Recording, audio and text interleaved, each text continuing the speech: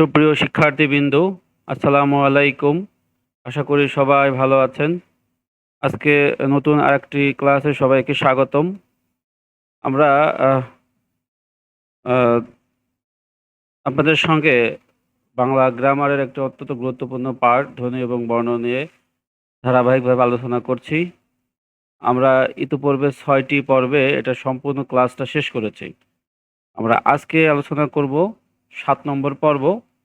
আর এখানে আমরা দেখব যে ধ্বনি ও বর্ণ নিয়ে বিগত বিভিন্ন পরীক্ষায় আসা ৭টি গুরুত্বপূর্ণ প্রশ্ন। আর এই ৭টি প্রশ্ন থেকে যে কোনো পরীক্ষায় আপনি অবশ্যই কমন পাবেন, অর্থাৎ সেটা একাডেমিক হোক, বিশ্ববিদ্যালয়ে ভর্তি হোক বা চাকরির পরীক্ষাতে হোক। আশা করি লিখিত হোক আর এমসিকিউ পরীক্ষা হোক, এর বাইরে কোনো প্রশ্ন পরীক্ষাতে আসবে না। এই জন্য ক্লাসটি অত্যন্ত গুরুত্বপূর্ণ। আর যেহেতু গুরুত্বপূর্ণ ক্লাস, তাই এটাকে আমি গুরুত্বপূর্ণ হিসেবে নেওয়ার জন্য সবাইকে বিশেষভাবে আহ্বান করছি। তো তাহলে কথা না বাড়াই, আমরা শুরু করি। আমরা এখানে দেখতে পাচ্ছি প্রথম যে প্রশ্নটা আছে সেটা হলো, উচ্চারণের এককে কি বলা হয়? আমরা আগেই বলেছি যে এই বিষয়ের উপর আমরা পরিপূর্ণ একটা ক্লাস নিয়েছি অলরেডি। তো আমি সবাইকে রিকোয়েস্ট করব যে এই প্রশ্নগুলো সলভ করার পূর্বে বিগত ৬টি পর্ব অবশ্যই খাতা কলম পাশে নিয়ে দেখার জন্য। কেননা এই ৬টি মানে পর্ব দেখলে এখানের প্রত্যেকটা প্রশ্ন বুঝতে খুবই সহজ হবে এবং উত্তর করতেও সহজ হবে, এবং যে কোনো পরীক্ষাতে আশা করি কোনো কনফিউশন থাকবে না। ঠিকভাবেই প্রশ্নগুলো সাজানো আছে। তো ঠিক আছে, আমি কথা না বাড়াই, আমরা মূল আলোচনায় চলে যাই। তো যেটা বলছিলাম, ১ নম্বর প্রশ্ন হচ্ছে উচ্চারণের একককে কি বলা হয়? আমরা এটা সবাই জানি। উচ্চারণ এককে কি বলা হয়? দেখা যাক। উচ্চারণ এককে বলা হয় ধ্বনি।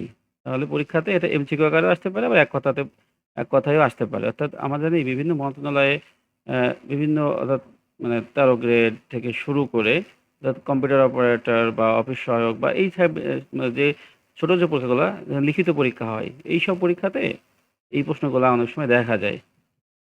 আবার বিভিন্ন ইউনিভার্সিটি লিখিত পরীক্ষা হয়, সেক্ষেত্রেও এটা আসতে পারে। তো এইজন্য আমার প্রিপারেশনটা আমি লিখিত হিসাবেই নিচ্ছি।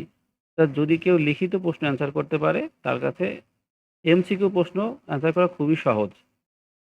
এইজন্যই লিখিতটাই আমি প্রেফার করব, পড়ার সময় অবশ্যই লিখিতর পড়তে। মানে লিখিত হিসাবে লিখিত প্যাটার্নটাকে ফলো করতে, এই আরকি। দ্বিতীয় প্রশ্ন আছে কি? ভাষার ক্ষুদ্রতম একককে কি বলা হয়? ধ্বনি, এটা সবাই জানি আমরা। এরপরে তৃতীয় প্রশ্ন,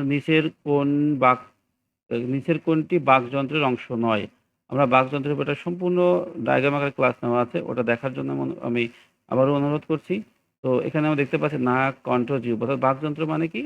যে বাক মানে আমাদের বাকপ্রত্যঙ্গের যে অঙ্গটা আমাদের কথা বলতে প্রয়োজন পড়ে, তাকে বলা হয় বাকযন্ত্র, এক কথায়। তো এখানে হাত আসলে কথা বলতে লাগে না, এজন্য হাত হচ্ছে এটার অংশ নয়। ৪ নম্বর প্রশ্ন হচ্ছে, ধ্বনি নির্দেশক প্রতীক বা চিহ্নকে কি বলা হয়? বর্ণ। তাহলে আমরা জানি বর্ণ হলো একটা প্রতীক বা চিহ্ন, এক কথায়, যা দ্বারা কোনো ধ্বনি বা মানে নির্দেশ করে আরকি। এরপরে একটি ধ্বনিতে কয়টি প্রতীক ব্যবহার হয়? একটি ধ্বনিতে কয়টি প্রতীক ব্যবহার হয়? ১ টি। তাহলে দেখা যাচ্ছে একটি ধ্বনিতে ১ টি প্রতীকই ব্যবহার হয়, স্বাভাবিক। প্রশ্নটা দেখি। ৬ নম্বর প্রশ্নতে লেখা আছে, বর্ণ কিসের প্রতীক? বর্ণ হলো ধ্বনির প্রতীক। আমি এখানে ব্যাখ্যা করছি না। ব্যাখ্যা দেখার জন্য আমি বারবারই বলছি, ব্যাখ্যা দেখার জন্য আপনারা প্রিভিয়াস পর্বগুলো দেখে আসুন। তাহলে ব্যাখ্যাগুলো সম্পূর্ণ পেয়ে যাবেন। আমি এখানে প্রশ্ন এবং উত্তর ধারাবাহিকভাবে দ্রুত আলোচনা করে যাচ্ছি। এবার ৭ নম্বর প্রশ্ন, নিঃশ্বাসের একক প্রয়াসে উচ্চারিত ধ্বনি বা ধ্বনির সমষ্টিকে কি বলে? উত্তর হচ্ছে অক্ষর। অক্ষর উচ্চারণের কাল বা পরিমাণকে কি বলে? মাত্রা বলে। মানে কতটুকু মাত্রায় আপনি উচ্চারণ করবেন।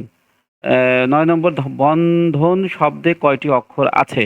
বন্ধন শব্দে ২টি অক্ষর আছে, বন এবং ধন। আমরা জানি বর্ণ এবং অক্ষর কিন্তু এক নয়। আমি বর্ণ এবং অক্ষর যে এক নয় এটাও আলোচনা করেছি।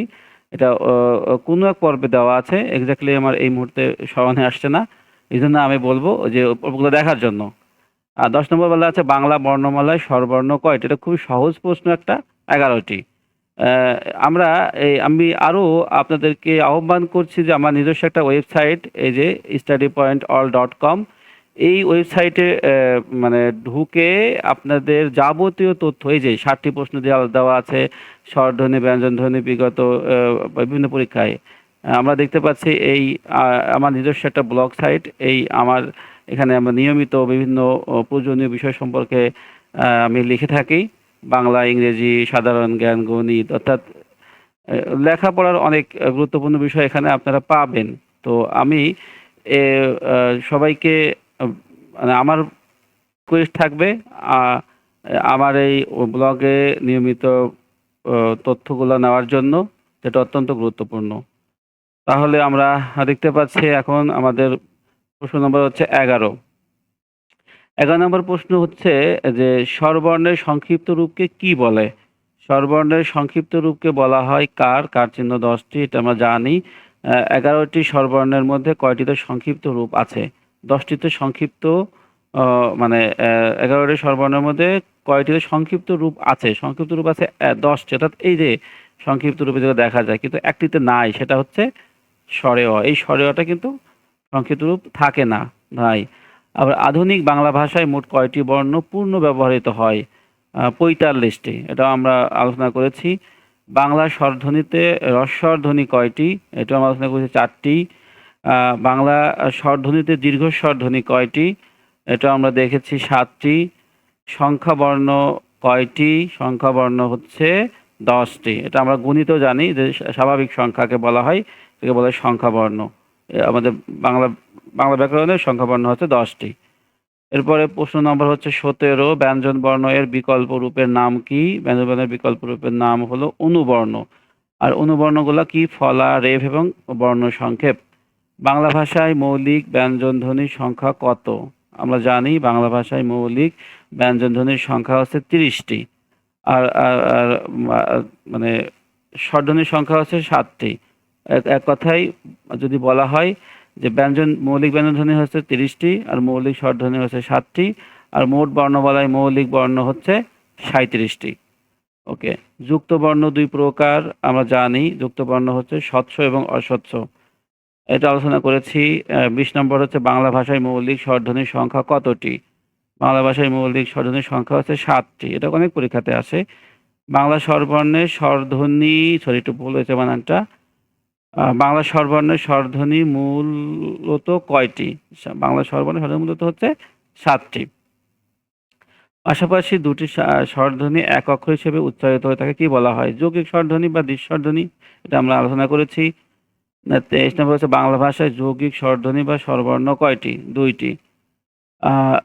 ও এবং ও কোন ধরনের স্বরধ্বনি? যৌগিক স্বরধ্বনি, কারণ ও এবং ওর মধ্যে, ও এর মধ্যে দুটো বর্ণ আছে এবং দুটো বর্ণ আছে। যৌগিক মানে হচ্ছে একের অধিক বর্ণ একসঙ্গে যুক্ত থাকা।